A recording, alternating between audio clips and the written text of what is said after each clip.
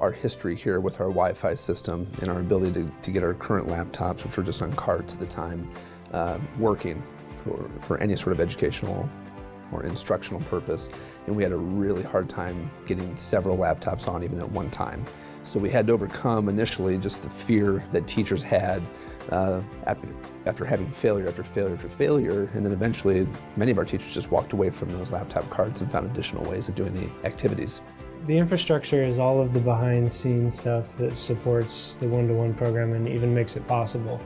And a one-to-one initiative that doesn't consider the infrastructure is destined to have a lot of difficulties.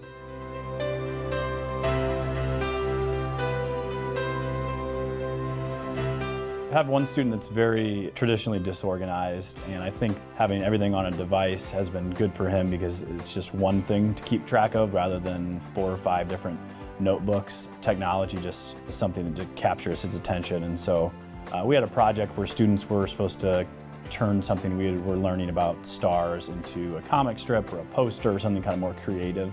He did a more creative thing rather than a comic strip using a program called Scratch.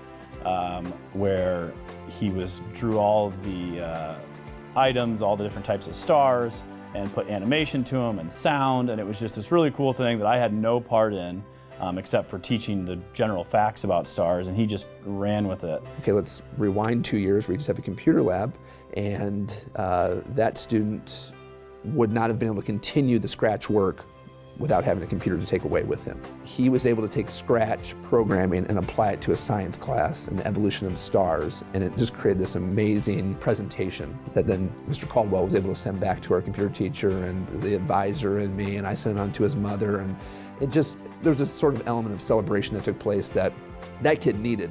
And that might be different for every kid, but the kid who would struggle to keep up may have a better shot to keep up now. The kid who tops out in an activity where we were kind of stuck before, okay, where does this kid go now while we're making sure everybody else is up? Now we've got an opportunity, or more opportunities I should say, to take that kid beyond where we would expect him or her to. We had a very daunting task to implement the one-to-one with our devices, our network, all of our infrastructure upgrades, and our teacher training.